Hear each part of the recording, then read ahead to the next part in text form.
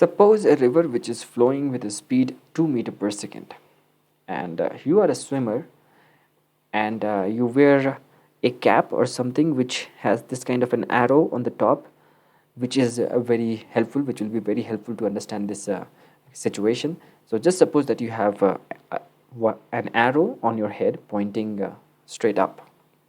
Okay, and you have a physical capability to swim with a speed of 3 meter per second, and let's assume that you always use your maximum physical capability, and you always swim with 3 meter per second speed with respect to the river. Okay, so this is your physical capability. This is because of what you eat, how you train, and how you manage your swimming skills. Okay, so this is your swimming skill. This 3 meter per second is the fastest you can go, and suppose you can swim at your fullest of the physical capability all the time. That sounds too harsh, but let's assume. Okay, so the width of the river is 100 meters, and you want to cross this river. And you can go in swimming like in any direction. You can go straight, you can swim like this, you can go in this direction. It's up to you. But then suppose you have this condition that you want to spend minimum time in the river, and so we are thinking about minimum time required to cross the river. You want to cross the river and you want to spend minimum time in the river. What would you do? So you have these three options. You can either go straight perpendicular to the bank, and let's call this direction vertical. Perpendicular to the bank, I will refer to vertical, and along the flow of river, I would say horizontal. Okay, so what would you do? If you have to cross the river in the minimum time, would you be swimming vertically? If you swim vertically, or maybe let's say if you want to swim like this or this, which is the correct idea? So this is more like this is not a physical game. When you're thinking about this, there is some amount of calculations also required here, and some intuition will also help. So suppose if you go swimming like this, and you are using your speed 3 meter per second with respect to the river, what happens in this case, that if you make an angle theta with the horizontal, you have this component 3 cos theta meter per second in horizontal direction, and you have 3 sin theta meter per second in the vertical direction. But here crossing the river is a vertical affair, right? You have to think of this direction, and in this vertical direction you have to cover a distance 100 meters, and what is your speed? Vertical speed 3 sin theta meter per second. Why would you like to do that? Because sin theta, this factor is a number which is smaller than 1, and this will reduce your vertical speed. Notice the river is not going to help you to cross itself, because the river is flowing in horizontal direction. So the river, when you go into the river, you will also flow along with the river, but the speed of the river will not help you to cross the river. It will only drift you. So you are only left with this 3 sin theta meter per second component, and that seems like you can do better. You don't want this sin theta term. I mean, in a way, you want to maximize this sin theta term. What should you do? Then the answer is pretty simple, that you should not swim like at an angle from the banks. You should go straight up. You should go perpendicular to the bank, and in that case your whole speed, your whole physical capability will be directed in crossing the river, because the river is not going to help you. So this is the best strategy, right? How much time will it take to cross the river in this situation? So very easy, 100 meters you have to cross, and your 3 meter per second, your whole speed is dedicated to cross the river, and in that case you will take a time of 100 by 3 seconds, which will be almost 33.33 seconds. Also notice this, like when you swim like this, you will drift like this, and in that case your path will be like this, and you will gain some horizontal drift because of the flow of the river. How much drift will happen in this situation? So for that you will have to think in this direction, horizontal direction, what is the horizontal speed with which you are drifting? So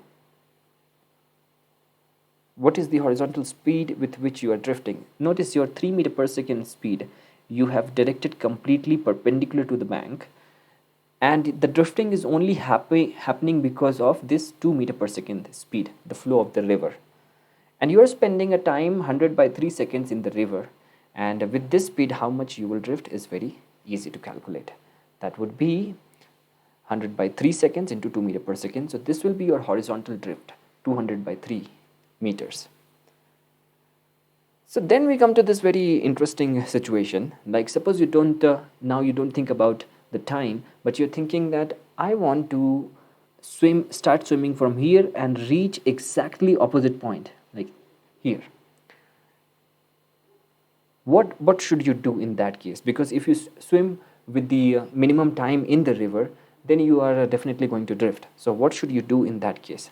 What if you don't wish to drift, basically? Or in other words, you can say you wish to reach exactly opposite to from where you started. What should be your strategy at that time? Because the minimum time strategy is not helping you here, because it will create some drift. This case can also be said like you have to minimize your path length, because you see this time your path length is like this. So when you start from A on this bank and you reach exactly opposite to A prime on the other bank, you will swim like in a straight line. And in that straight line, this is pretty interesting. Think about this, why you would always swim in a straight line. I leave it for the viewers to figure it out themselves. This is pretty intuitive also and simple, but still I leave it for the viewers. So you swim like this, your path is like this, and this is the minimum path. Because if you want to reach from one point, from one bank to another, you have many different lines. You can swim in this path, you can swim in that path, but the minimum length will be this one. And this is pretty interesting, that when your path length is minimized in the river, your time is not minimized in the river. This is because of the river is also flowing and you have some physical capability. It's not like the river, I think it's mostly because of the flowing of the river, okay? And if it would have been some simple case where there were not these two velocities involved, that would have been like minimum path length will give you minimum time. But here there are two velocities, and pretty logically you see that these two situations are going to be different. Okay, so let's see what happens when you are thinking about no drifting. How should you swim? You should have path like this. Your path should be like this. So if you start swimming along this path, the river will drift you, so you don't want to drift. So that's why you will have to turn yourself in on this side a little bit. Let's say you make an angle theta with the horizontal. Then what are the this component? Let's focus on this component, this 3 cos theta component. Okay, this component should be equal to 2 meter per second. So you are using your physical capability also to resist the drift of the river. So these two speeds should equate themselves. So because of that, the 3 cos theta should be equal to 2, and then cos theta would be 2 by 3, and this is the angle which you should swim at from the bank. Let's see how much time will pass if you swim like this. When you are swimming at this angle, you will actually be going, you will be crossing the river with this component only, and you will be going like that. You see your head, this arrow on your head will not be pointing towards the perpendicular to the banks. This arrow will be still pointing at this angle theta from the banks. Okay, feel it. So you will cross the river in this fashion. You will always be flowing on this path, but your head will be tilted like this. Okay, and in this case, you see that the 3 sine theta component will be used to cross the river, and so time taken to cross the river should be this, because this distance is 100 meter and this speed is 3 sine theta. You divide them and you get the time taken to cross the river. How much will be this time? You can calculate, because your cos theta is 2 by 3, your sine theta will be root 5 by 3, and you put this value here and you get a time of 100 by root 5 seconds. So this is like 44.72 seconds, which is basically 11 seconds of difference from the previous case.